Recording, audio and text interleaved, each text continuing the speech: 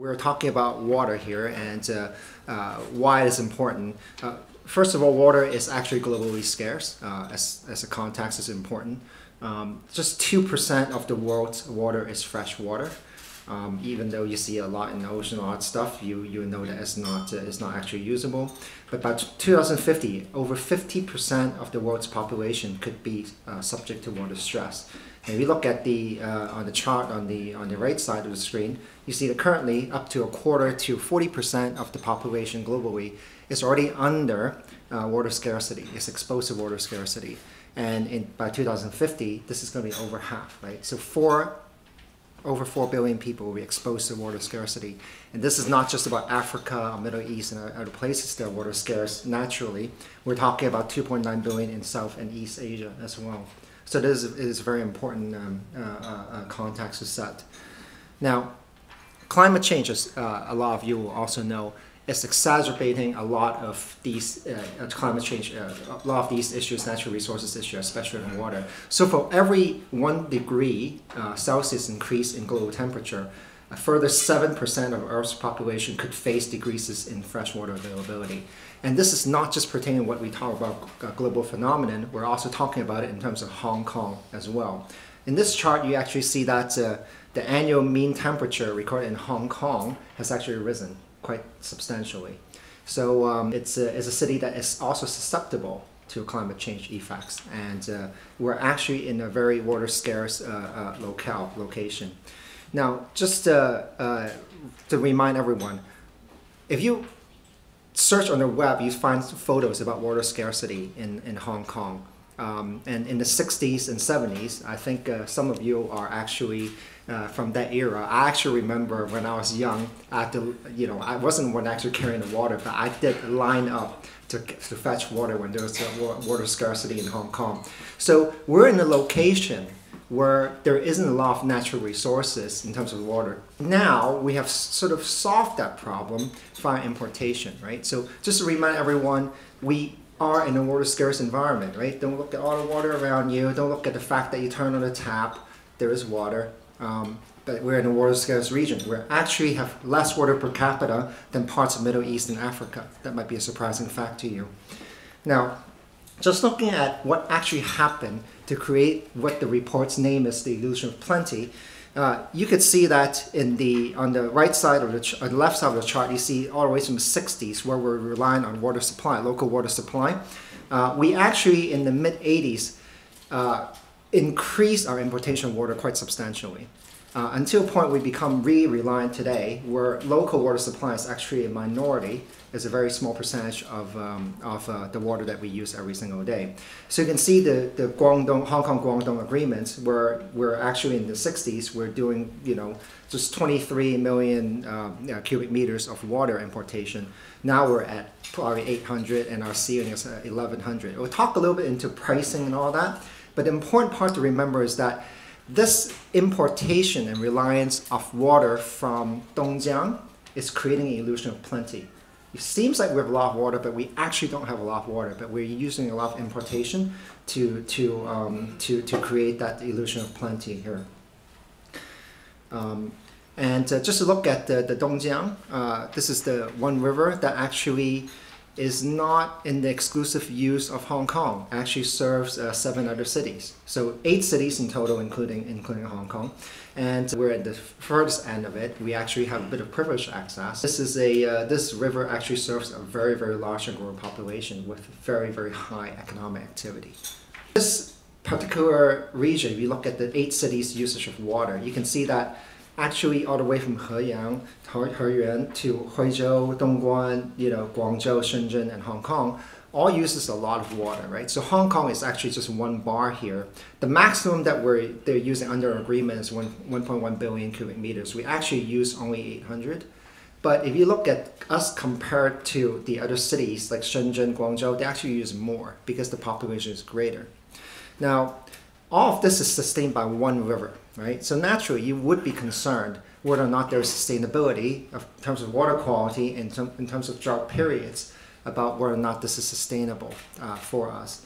And so the agreement that we have obviously allow us to have that allocation, which is a preferred allocation, But ultimately, we're questioning whether or not there's going to be sustainability if we keep on using this agreement, believing that we have plenty of water available.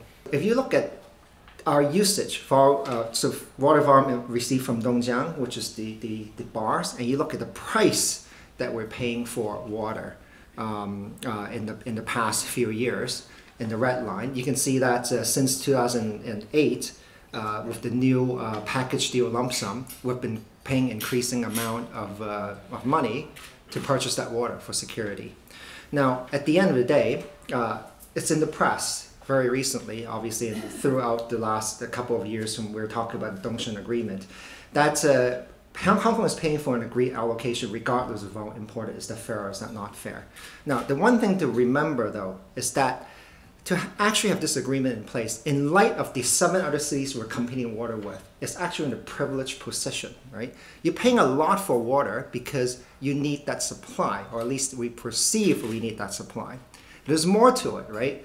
So it's not just that you secure your supply and therefore that's the end of the story. How are you using that supply? Are we wasting the supply? And this is the points that we're trying to make here as you go further into the report, is that it's not just the price that we're talking about, right? You're paying to secure the supply.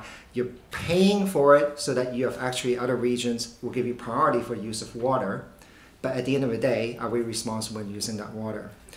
Let me maybe just a little recap a little bit in Cantonese, starting from this page here. 我哋其實喺水嘅資源方面咧，喺我哋嗰個local， 即係喺香港本土用嘅水咧，係一路去降低嘅。由60、70年代咧，其實制水期間咧，去到80年代開始，我哋用好多東江水啦。其實就令到我哋好似有一個好多水，所以我叫呢個 report 叫水是神流，就係好似我哋好多水。咁其實我哋就唔係好多水嘅，香港其實係好少水嘅，但係我哋就用好多東江水啦，買好多東江水，令到我哋覺得市民感覺到我哋大把水。咁咧，另外一樣嘅時候，東江咧其實唔係淨係香港嘅，係佢係 serve 8個城市嘅，咁全部都係發展中嘅城市，亦都係增長得好快嘅。咁咧就大家亦都要睇啊，用水量嚟講，其實香港咧只係一個細嘅百分比嚟嘅啫。如果係睇8個城市之中，我哋當然用嘅水係即係800個 million cubic meter， 但係我哋可以用 1.1 billion。咁但係其實你睇翻其他嘅城市，佢哋都同我哋係，所以話一模一樣用緊同樣嘅東江嘅水咧，係爭緊呢個資源嘅。但係香港其實咧，我哋呢個所謂 package deal lump sum 咧，其實我哋當然係最近係俾多好多錢俾水，但係咧呢樣嘢亦都係令到香港嘅一個好 secure 一個好充裕嘅水嘅資源咯。咁但係我哋係咪嘥緊水咧？咁我哋就會 go into it 啦。咁Okay, just turning back to English and move this forward. A lot of you will see that the recent visit by LegCo and officials have actually focused on price, right? Are we paying too much for it? You know, there's a lot of debate out there. For instance, a Democratic lawmaker has been quoted quite recently, and also there's some research been saying that, hey, you know, why do we pay for, you know, why are we paying so much for water? Again, you know, this is the whole part about us focusing on price alone, but the whole investigation that we did is that the issue is really way beyond price, right? We're paying to secure supply, right? It is what we're paying for. The premium that we're paying for is not by volume, it's because we want to secure supply, given it's a scarce resource. Is it right? Is it wrong? Well, we'll go through the rest of it and then we'll have a bit of a debate here. It's much deeper than price. 唔係淨係講價錢，我哋價錢係一個方面，但係我哋係點樣用啲水係另外一個方面。Okay, so again, a couple of key points we want to make here. One is that this illusion of plenty of importation of water has actually led to reckless wastefulness on our part in Hong Kong. So Hong Kong's per capita water consumption is actually one of the highest globally, okay, in developed cities especially.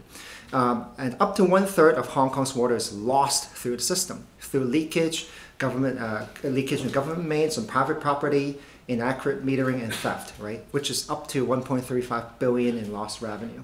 So that's a lot of water lost.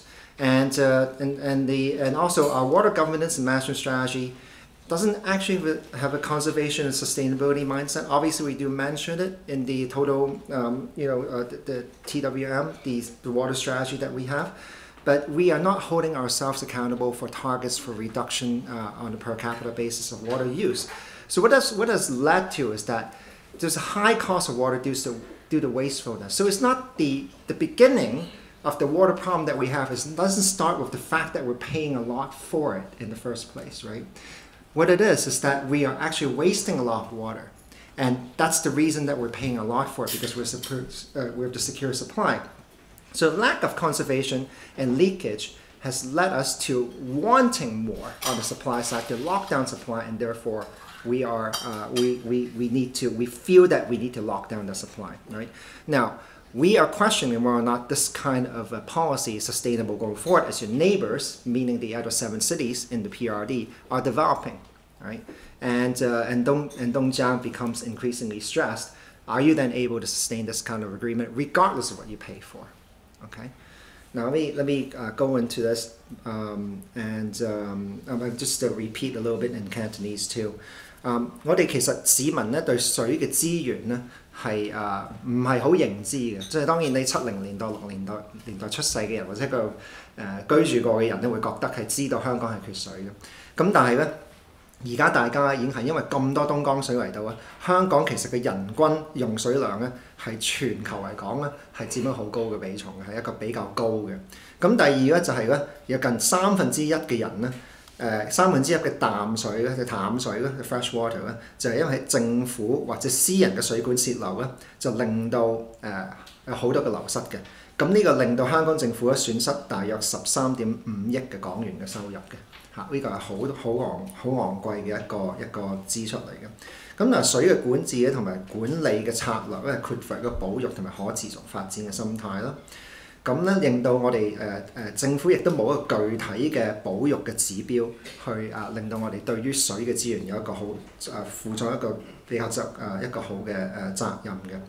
咁其實我哋香港係需要用一個昂貴價錢咧購買東江水咧，因為我哋香港其實選擇咗去浪費啲水咯。咁我可以再 repeat 呢一個就係話我哋其實香港係用咗昂貴嘅價錢購買東江水，因為我哋選擇咗。我哋選擇咗政策上面選擇咗去浪費。Now, our per capita water consumption is actually one of the highest globally, and what it actually equates to is that we're using 224 liters of water per day versus the global average of 110 liters. This includes both fresh water and sea waters. If you equate that on sort of a per day basis, 1.25 billion cubic meters, you're using 860 full bathtubs of water per day, per person. So it's quite a lot. I asked Sam, is this right? He's like, yeah, that's right. So it's pretty shocking, right? 860個浴缸啊，用緊嘅水每個人。Okay, much higher than global average. And secondly, Hong Kong's water use, if you break down the usage and we track this through the report, it's actually about 1/3 domestic use, household use, 1/3 non-domestic, meaning commercial, industrial, etc., and 1/3 lost completely. So we waste 1/3 of our water through the system. Okay, 即係1/3係香港，即係我自己 household 用，1/3係commercial 用，1/3係唔見咗，係 leakage 各方面唔見咗。咁 so at the end of the day, what you look at is that there's a lot of irresponsibility here. We're being irresponsible in terms of how we use water. Not only do we not conserve, we let 1/3 of it to go through our system being lost, okay, through our pipes, inaccurate metering, theft, etc., right? And this, if we compare us in terms of Hong Kong versus the rest of the world in developed cities, this sort of percentage is actually very, very high. We're quite irresponsible in what we're doing. And in terms of water policy, it's rather surprising that we're doing this. Now, just to put this in a different context, same kind of chart, but we just put it horizontally. The water loss from the whole network as a usage. We view it as a usage. So there's domestic in the middle and services on the right side as well. Just that loss, that 1/3 loss alone, would equate to the entire catchment of Hong Kong's water caught locally. So you build all the reservoirs, all the supply that we actually catch from Hong Kong locally, it'll be entirely lost in our pipes. So you can look at your reservoirs, you look at all that stuff that you have, where it is when you do your hiking and cycling, you look at it, you stare at that water, all that water is lost through the Hong Kong pipes systems, okay, lost completely. So it's very important. The rest of it you buy from Dongjiang and you then use it however we use it, right? So that's a very important point here. Now, if you look at leakage from government mains, etc., what has transpired is that the government is not unaware of this. We are aware of this. So one of the things the government has done was to make sure there are better repairs in government mains, meaning public housing, etc., which improved from 25% leakage now to 15%. Okay, so there's a lot of work, a lot of capex involved, metering, etc. They also understood that, so they have taken actions and it's also improved. But private housing, right? In terms of private housing, pipes, etc., there's a lot of water that's being lost in that system, and that is still unaddressed. So if you look at 2010 to 2015, what's transpired is that, fine, the losses from government network has reduced a bit. But if you look at the private properties, there's still no enforcement, no real attention on it, and water, significant amounts of water is still being lost through the system as of today. Okay, and if you look at total water management strategy that we have, it is actually inadequate in both conservation and long-term planning. You look at the supply side, just read it out to you. So it does say, this is from the Water Services Department. So what it says is that the policy is to strengthen protection of water resources, to actively consider reclamation, to develop option of seawater desalination. So on that particular side, you're sort of looking at it is that, well, there's no real impetus or real commitment towards expanding water sources, right? New water sources. It's basically pretty much the same. We're protecting water sources, which means protecting whatever we have, which is a continuation of past policy. To consider water reclamation, which we haven't moved forward on that part. And seawater desal, we're actually not moving forward that significantly on that. On water demand management, assess we are enhancing public education and water conservation to promote use of water saving devices. So there's a lot of conservation language on there. The enhanced leakage control, which we have done some on the government, and extend use of seawater for toward flushing, which we have done. But there's no per capita water consumption reduction targets, right? Which is sort of focused on the citizens. So in terms of how we've shaped behavior, we have a lot of sort of what we talk about on words on paper, but what we actually do is not a lot. And that's sort of the way we see the policy is that we need to have some sort of per capita water consumption reduction targets similar to every developed city that is in a water scarce situation, right? Or in general. So if you look at sort of us versus Singapore, imported water, seawater, local catchment desalination, you can see sort of 2012, 2020, it's pretty much the same policy, right? So there's no expansion of any of these kinds of supply or sort of, more policy towards self-sufficiency. Now, if we look at Singapore, for instance, Singapore is a city-state that faces almost exactly the same type of water scarcity as a city-state, and it's water scarce as well. If you look at sort of where they are, they're also relying on importation. But this is obviously also a point in time kind of slot in 2012 because they reduced the importation percentage. But what they are is that the vision is that they want to be completely self-reliant on water. And it can be done. So reclaimed water percentage actually increased a lot. Desalination is a big investment that they're going toward it. And they're actually even, in terms of percentage, obviously local catchment is going down, but they're actually expanding the sources as well. So on the supply side, it's actually important that to contrast, given the similar kind of city, similar kind of resource constraint, Singapore is able to move toward that kind of a position. And just to illustrate very clearly the impact, in terms of conservation, the blue bars are what Hong Kong, on per capita basis, how much water we use on a per day basis. And the brown bars are Singapore. And you can see that we're diverging. Now, in the TWM strategy, the Total Water Management Strategy, that was launched in 2008, it has said that conservation is a very important component, but it has literally made no impact. In fact, we have risen on a per capita basis.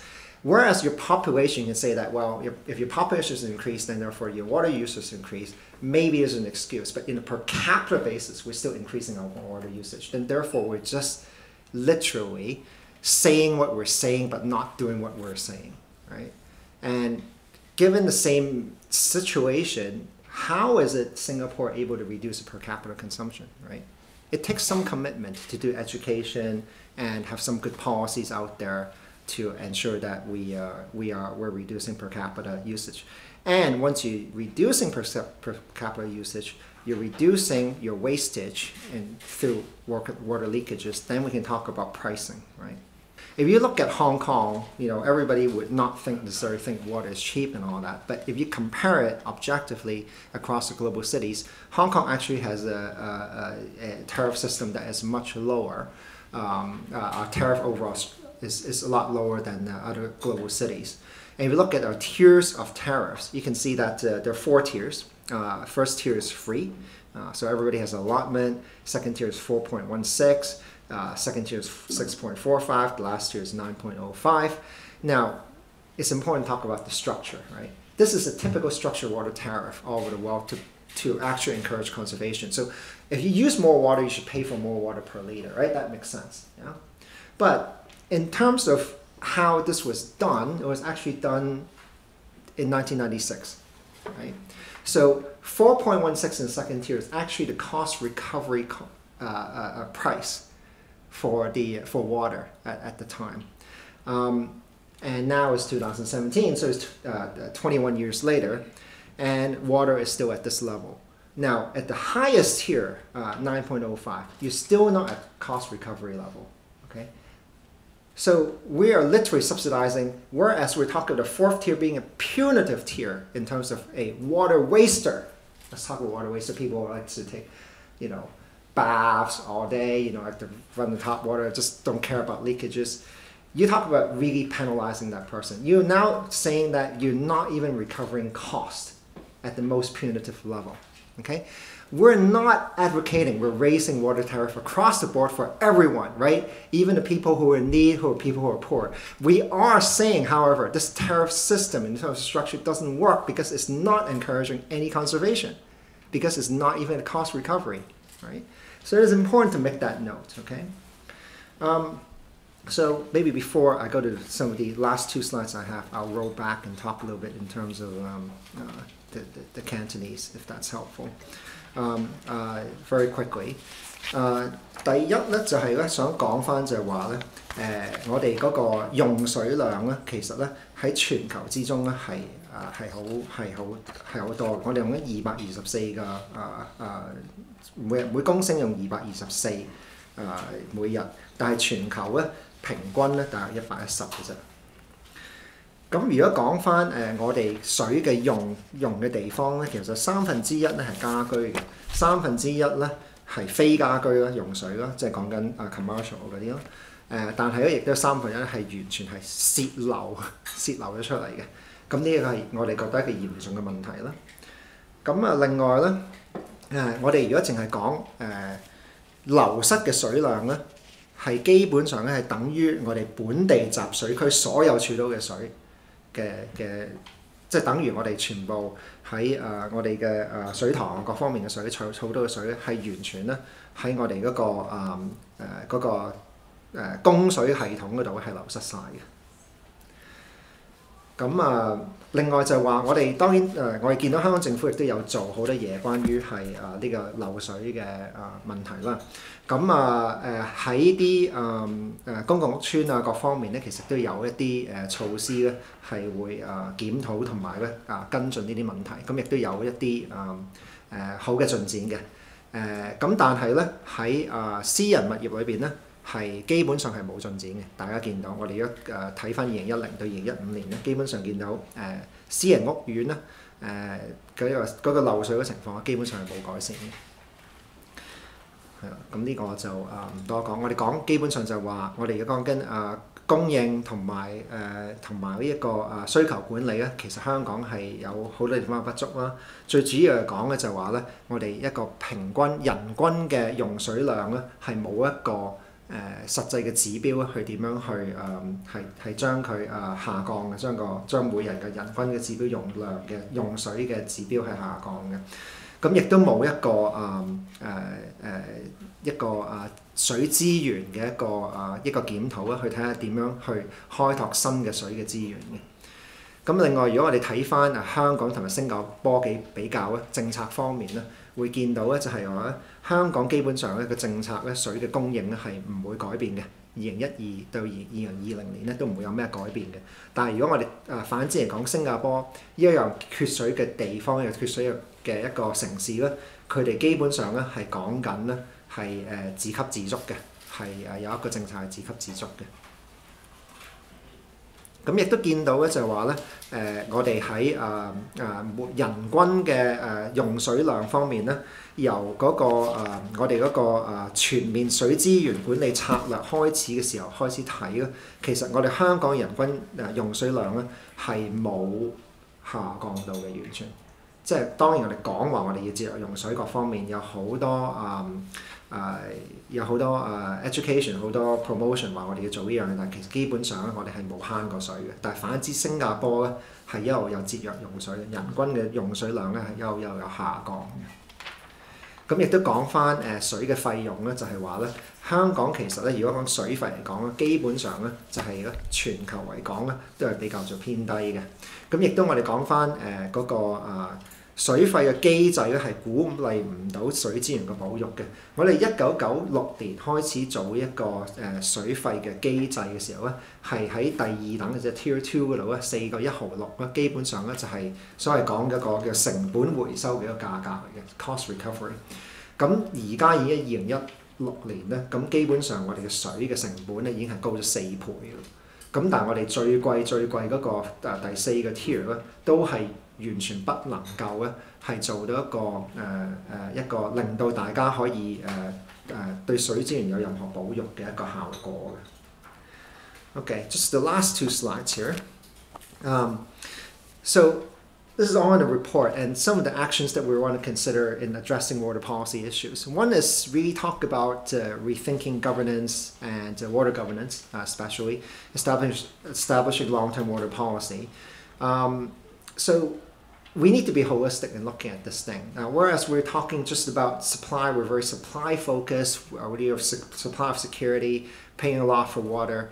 We need to have much more of a sustainable policy going forward, looking at the holistic chain of how do we actually govern water. And within that, we need to have actually a source to tap sort of a policy, meaning that it's not just focused on supply. We have to ensure that whatever we supply actually goes through the pipes and go into the end user, not a third being lost, right? And that transparency, we have to hold ourselves, government especially needs to hold itself accountable for not having so much water being lost, right? Then you're wasting a lot of resources. Second is improving departmental performance, meaning WSD, set itself targets, etc. Effective supply side management to minimize water loss. We talked about that, and efficient demand side management that identifies good solutions for overconsumption. Set yourself targets per capita, and also we should also look at tariff structure reform to ensure that we have conservation for people who waste water and for high usage individuals or organizations. Now, just to keep the following in mind, this is the last content slide I have. it's a lot we're saying in the report. It's within this very thick report that you have. The recommendations are inside here. But at least we're saying the following, right? There's some very simple things we could do, right? If anything, at least fix the basics, right? Stop the leakage, illegal extraction, etc. Meaning, again, a source-to-tap strategy. Similar to Singapore and UK, very important, very responsible thing. It's not just supply side policy. We have to really look at just how it's being supplied, how it's reaching the end user. There needs to be some sort of commitment to resolve property leakages, particularly private property leakages and illegal extractions. At least create the transparency what we're leaking through the system. And the other part that we're saying that we should at least do is refocus the water policy from just being supply focused to conservation focused, right? So a thoughtful tariff structure similar to those in overseas ought to encourage conservation. That's what we want to see. And we also should invest in water intelligence, transparency, and accountability to ensure the public is aware of what we're doing. And the Hong Kong government should basically set, alongside with similar to other city governments all over the world, a per capita water usage target, right? So therefore there should be a reduction target, okay? And we do want you to take away today with one thought, right? Which is that Hong Kong is paying a high price for water because we choose to waste it. We have chosen to waste. So the first step is to stop this wastage. 我哋覺得咧，基本上係重新審視咧水嘅管治咧，同埋建立一個長遠水資源嘅政策嘅。咁就係講一樣嘢就話唔係講單淨係睇個供應方面，係講嘅連接點。但係我哋要將水嘅源頭至到水龍頭，即係由我哋供水系統去到每一個家庭或者每一個機構。有個安全穩定嘅水供應，唔好有1/3嘅水係流失咗喺我哋呢個供水系統裏邊。咁另外咧就係話，我哋亦都想咧政府制定一個清晰同埋準確嘅目標咧，去令到我哋嗰個水嘅資源咧可以得以好好嘅運用嘅。咁另外就係講緊有效嘅供應嘅管理啦。我哋希望咧減低公共領域同埋私人機構嘅水資源嘅損失同埋擴張啦，同埋開闢其他嘅水源啦。第4就係有效嘅需求管理咯。希望可以揾到新嘅方法制止過度嘅消耗啦，可以有一個訂立一個目標啦。人均嘅用水量應該可以下降啦，同埋我哋要訂立一個指標去令到嗰個人均嘅用水量係下降嘅。另外水費嘅機制嘅改革咧，我哋覺得亦都係好需要嘅，因為呢個亦都係1996年訂立落嚟，一路都冇改變嘅一個機制啦。咁我哋覺得咧我哋如果要有一個機制咧，係珍惜我水嘅資源嘅話咧，係唔可以一啲好嘥水嘅人啊，或者好嘥水嘅機構咧，係繼續咧係一個咁便宜嘅方法咧。一路係拿取啲咁珍貴嘅資源嘅。